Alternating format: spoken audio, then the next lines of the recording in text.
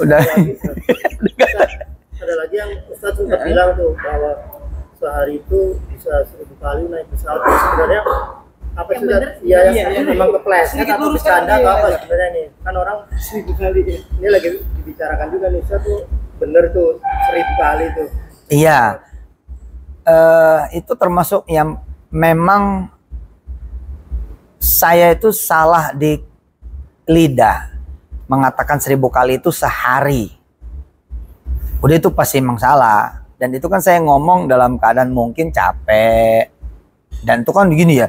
Dari 99 gue ceramah dengan izin Allah sampai 2025. Kesalahan-kesalahan ceramah kan sebenarnya minor aja. Itu sih prestasi mestinya gitu loh. Dari 99 sih ceramah, kecuali tiap hari salah mulu. Nah, termasuk yang salah itu adalah di mana saya mengatakan 1000 kali itu sehari. Yang benar tuh 1000 kali setahun. Ada episode di mana saya dari 2007 kurang lebih sampai kira-kira 2014 itu relatif saya naik pesawat minimal 2 kali PP. Lu harus ingat nih PP. Tapi kalau malamnya gue ke Indonesia bagian timur udah 3 kali tuh. Udah 3 kali tuh. Dan gue pasti stay di bandara. Nah, mereka biasanya berangkat jam 1 apa jam 3 pagi, sedangkan gue udah di bandara lagi jam 9. Kalau 2 kali saja udah 700, bos. Kalau 2 kali udah 700. Jadi ketika saya bilang 1000 itu ngebuletin aja. Karena nyatanya saya pernah naik pesawat 4 kali. 1 hari. Biasa kali. Biasa banget gitu loh. Apalagi hari-hari ini. Orang terbang nih pagi teng gitu ke Semarang. Oke. Pulang lagi teng PP di bawah. Sama-sama di bawah jam 12. Udah pulang. Terus nggak perlu dia pulang. Dia pindah misalkan ke. Katakanlah yang paling jauh misalkan Kalimantan. Malamnya dia bisa di Indonesia lagi. 3 negara aja sekarang 1 hari bisa. Nggak ada sulitnya. Itu jadi kesalahan saya cuman ngomong sehari aja itu dia. Dan masih ada saksinya loh, namanya Andidi. Ini kenal Harip. Andidi namanya orang bandara, sampai sekarang. Dan dia punya catatannya karena GFF itu kan nggak pernah hilang. Apa GFF apa GMF apa itu yang frequent flyer itu. Nggak hilang kan itu, ada rekam jejaknya, bos. Iya. Kesalahan sedikit itu justru yang mereka cari. Kepleset sedikit. Nah, ini prinsip yang kedua. Tadi pupuk nih, pupuk diantri sama orang. Nggak perlu beli. Gue tinggal terima aja. Tinggal pakai.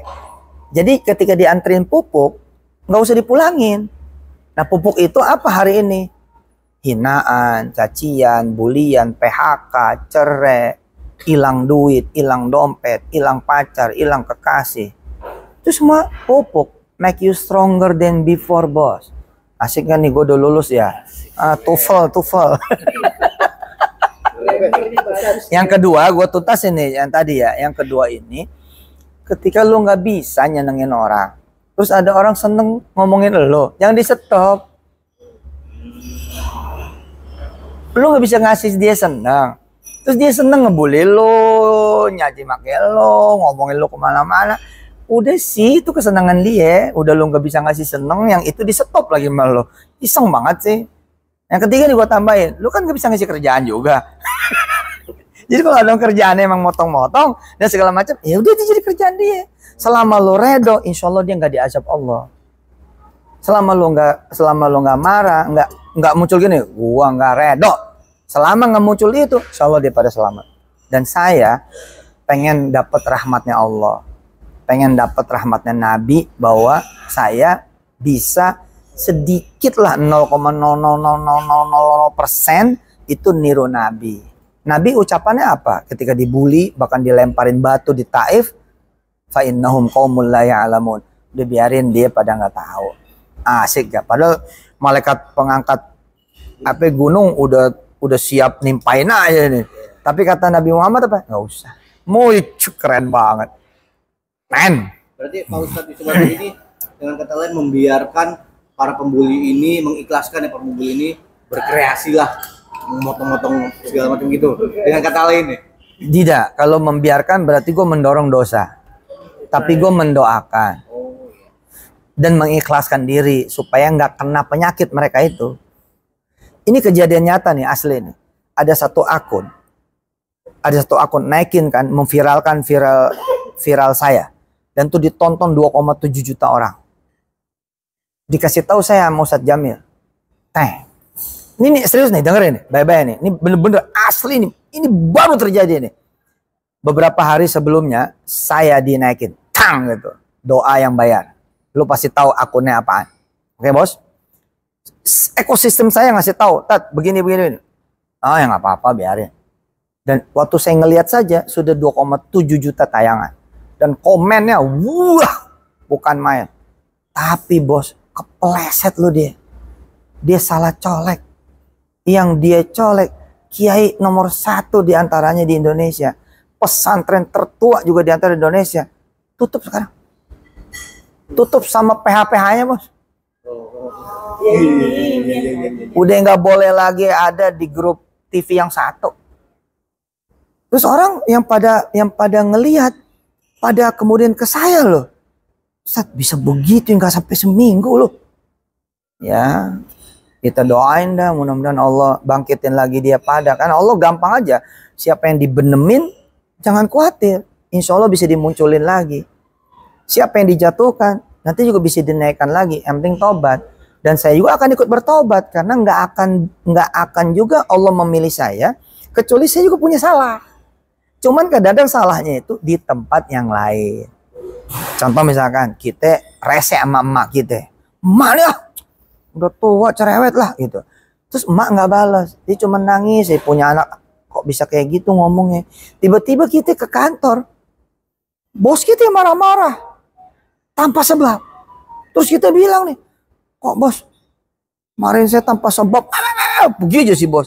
Terus ada yang ngasih tahu, lo punya salah kali lo sama siapa, sampai dimarahin kagak ada sebabnya, gitu tuh.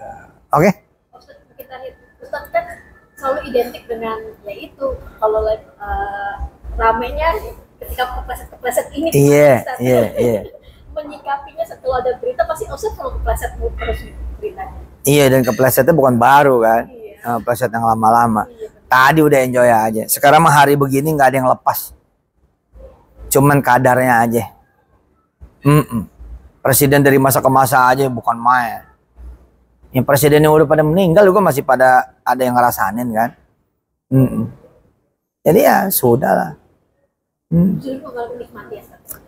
Iyalah, kita bisa memberi senyum kepada keperihan, kepedihan, itu kan hebat. Ustaz, tapi Ustaz kan artinya sebagai Ustaz yang punya santri banyak nih. Alhamdulillah, izin Allah. Ustaz, tapi ketika Ustaz diserang dengan berita-berita yang negatif, itu Ustaz memikirkan nggak sih nasib para santri?